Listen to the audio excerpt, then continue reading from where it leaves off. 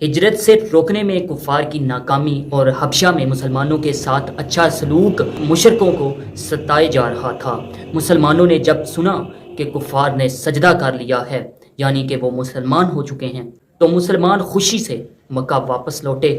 تب تک حالات میں بہت بڑا چینج آ چکا تھا۔ Welcome to my rational talk کی سیریز وی نیڈ 313 پیپل۔ ہجرت حبشہ کے بعد مسلمانوں پر قریش کی سختیاں اور بھی بڑھ گئیں، کیونکہ ایک طرف انہوں نے بے خودی میں مسلمانوں کے ساتھ سجدہ کر لیا تھا، جس کا انہیں پچھتاوا بھی تھا۔ دوسری طرف مسلمانوں کے ساتھ نجاشی جو حسن سلوک کر رہا تھا، اس کی بھی انہیں جلن ہو رہی تھی۔ لہٰذا رسول اللہ صلی اللہ علیہ وسلم نے اپنے صحابہ کو فرمایا کہ وہ دوبارہ حبشہ کی طرف ہجرت کر لیں۔ چنانچہ اب کی بار 82 یا 83 مرد تھے اور 18 عورتوں نے ہجرت کی، اور ظاہر ہے یہ ہجرت پہلی ہجرت سے زیادہ ڈیفیکلٹ تھی، کیونکہ قریش ایکٹیو ہو چکے تھے اور مسلمانوں کی نقل و حرکت پر نگاہ رکھے ہوئے تھے۔ بٹ مسلمان ان سے کہیں زیادہ چکنے، باحکمت اور صاحب استقامت ثابت ہوئے، اور ان کے تمام تر ظلم و ستم کے باوجود حبشہ کی طرف ہجرت کر جانے میں مسلمان کامیاب ہو گئے۔ ادھر قریش پر یہ بات بہت گراں گزری کہ مسلمان ان سے چھوٹ کر ایک ایسی جگہ پہنچ چکے ہیں جو ان کے لیے سیف ہے، جہاں ان کی جان اور ایمان کو کوئی خطرہ نہیں ہے۔ چنانچہ ان کی واپسی کے لیے قریش نے اپنے 2 ہوشیار آدمی عمر بن عاص اور عبداللہ بن ربیعہ کو بھیجا۔ یہ دونوں اس وقت تک مشرک تھے، مسلمان نہیں ہوئے تھے۔ انہوں نے حبشہ پہنچ کر ایک سوچے سمجھے پلان کے مطابق بہت سے پادریوں سے ملاقاتیں بھی کی اور انہیں تحفے تحائف بھی پیش کیے۔ تحفے پیش کرنے کے بعد مدلل انداز میں اپنی آمد کا مقصد بتایا۔ ان سب پادریوں نے حامی بھی بھر لی۔ اس کے بعد نجاشی کے پاس آئے اور اسے بھی تحفے تحائف پیش کیے۔ پھر اصل مقصد کے لیے زبان کھولی اور کہا، بادشاہ سلامت، آپ کے ملک میں ہمارے کچھ نہ سمجھ نوجوان بھاگ آئے ہیں۔ انہوں نے اپنی قوم کا دین چھوڑ دیا ہے، اور مزے کی بات یہ ہے کہ آپ کا دین بھی اختیار نہیں کیا، بلکہ ایک نیا دین ایجاد کیا ہے جسے نہ تو ہم جانتے ہیں نہ آپ لوگ جانتے ہیں۔ اس لیے ہمیں آپ کی خدمت میں ان کی قوم کے اشراف، یعنی ان کے والدین، چچاؤں اور کنبے قبیلے کے لوگوں نے بھیجا ہے، تاکہ آپ انہیں واپس بھیج دیں، کیونکہ وہ لوگ ان پر نگاہ رکھے ہوئے ہیں اور ان کی خامی اور خرابی کو سب سے اچھی طرح سمجھتے ہیں۔ جب ان کی یہ بات پوری ہو چکی تو پادریوں نے بھی منصوبے کے عین مطابق ان لوگوں کی تائید کر دی، لیکن نجاشی نے احتیاط برتی اور سوچا کہ دونوں فریقوں کی بات سننی چاہیے، تبھی حق واضح ہو سکے گا۔ چنانچہ اس نے مسلمانوں کو بلایا اور پوچھا، یہ کیا دین ہے جس کی وجہ سے تم لوگ اپنی قوم سے الگ تھلگ ہو گئے ہو، پھر میرے دین میں بھی داخل نہیں ہوئے؟ اس کے جواب میں مسلمانوں کی طرف سے سیدنا جعفر بن ابی طالب نے بات کی۔ انہوں نے کہا، اے بادشاہ، ہم جاہلیت والی قوم تھے، بت پوجتے تھے، مردار کھاتے تھے، برائیاں کرتے تھے، قرابت داروں سے تعلق توڑتے تھے، پڑوسیوں سے بد سلوکی کرتے تھے، ہمارا طاقتور کمزور کو کھائے جا رہا تھا۔ ہم اسی حالت میں تھے کہ اللہ تعالیٰ نے ہم میں سے ہی ایک رسول بھیج دیا۔ ہم اس کے عالی نسب، سچائی، امانت داری اور پاک دامنی کو جانتے تھے۔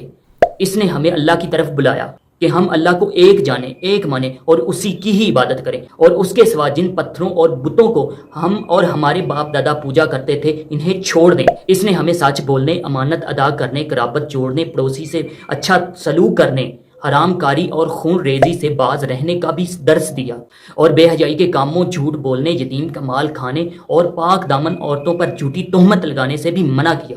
اس نے ہمیں اس کا بھی حکم دیا کہ ہم صرف اور صرف اللہ ہی کی عبادت کریں اور اس کے سوا کسی کے ساتھ شریک نہ ٹھہرائیں۔ اس نے ہمیں نماز، زکوٰۃ اور روزے کا حکم دیا۔ سیدنا جعفر رضی اللہ عنہ نے اسلام کے بہت سے احکامات گنوائے، پھر کہا کہ ہم نے اس پیغمبر کو سچا مانا، اس پر ایمان لائے، اس کی پیروی کی اور اس کے لائے ہوئے دین کی اتباع کی۔ چنانچہ ہم نے صرف ایک اللہ ہی کی عبادت کی، اس کے ساتھ کسی کو شریک نہیں کیا، اور جو چیزیں اس نے حرام بتائیں انہیں ہم نے حرام مانا، اور جو چیزیں حلال بتائیں انہیں حلال جانا۔ اس پر ہماری قوم ہم سے بگڑ گئی۔ اس نے ہم پر ظلم و ستم کیا اور ہمیں دین سے پھیرنے کے لیے فتنوں اور سزاؤں سے دوچار کر دیا، تاکہ ہم اللہ کی عبادت چھوڑ کر بت پرستی پر دوبارہ پلٹ آئیں اور گندگی اور حرام چیزوں کو پھر سے حلال سمجھنے لگ جائیں۔ جب انہوں نے ہم پر بہت قہر اور ظلم کیا، زمین تنگ کر دی، ہمارے اور ہمارے دین کے درمیان رکاوٹ بن کر کھڑے ہو گئے، تو ہم نے آپ کے ملک کی راہ لی اور آپ کی پناہ میں رہنا زیادہ پسند کیا اور یہ امید کی اے بادشاہ کہ آپ کے ہاں کسی پر بھی ظلم نہیں کیا جاتا۔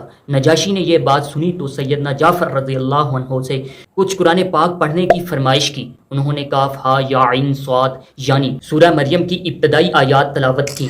اس پر نجاشی اس قدر رویا کہ اس کی داڑھی تر ہو گئی اور تمام پادری بھی اس قدر روئے کہ ان کے صحیفے تر ہو گئے۔ پھر نجاشی نے کہا یہ کلام اور وہ کلام جو سیدنا عیسیٰ علیہ السلام لے کر آئے تھے دونوں ایک ہی شمع کے اجالے ہیں۔ اس کے بعد قریش کے دونوں نمائندوں کو مخاطب کر کے کہا تم لوگ چلے جاؤ، واللہ ان کو میں تمہارے حوالے نہیں کر سکتا اور نہ ان کے خلاف کوئی چال چلی جا سکتی ہے۔ دوسرے دن عمرو بن عاص نے ایک خطرناک تدبیر اختیار کی۔ نجاشی سے جا کر کہا یہ لوگ سیدنا عیسیٰ علیہ السلام کے بارے میں بڑی خطرناک بات کہتے ہیں۔ اس پر نجاشی نے مسلمانوں کو پھر بلوایا اور سیدنا عیسیٰ علیہ السلام کے بارے میں سوال کیا۔ سیدنا جعفر رضی اللہ عنہ نے کہا ہم ان کے بارے میں وہی بات کہتے ہیں جو ہمارے نبی ہم تک لے کر آئے، یعنی وہ اللہ کے بندے ہیں، اس کے رسول ہیں، اس کی روح اور اس کا کلمہ ہے جسے اللہ نے کنواری اور پاک دامن مریم علیہ السلام کی طرف القاء کیا تھا۔ اس پر نجاشی نے زمین سے ایک تنکا اٹھایا اور کہا اللہ کی قسم جو کچھ تم کہہ رہے ہو اس سے عیسیٰ علیہ السلام اس تنکے کے برابر بھی بڑھ کر نہ تھے۔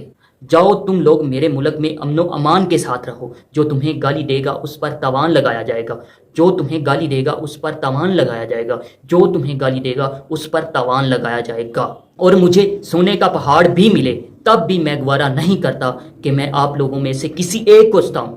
اس کے بعد حکم دیا کہ قریش کے تمام نمائندوں کو ان کے تحفے تحائف واپس کر دیے جائیں۔ چنانچہ یہ دونوں صاحبان منہ لٹکائے مکہ واپس آئے اور بتایا کہ مسلمانوں نے اچھے دیار میں اچھے ہمسائے کے ساتھ قیام کیا ہے۔ سبحان اللہ۔ ویڈیو پسند آئی ہے تو لائک اور شیئر کیجئے گا اور چینل کو سبسکرائب کیجئے گا۔ مع السلام۔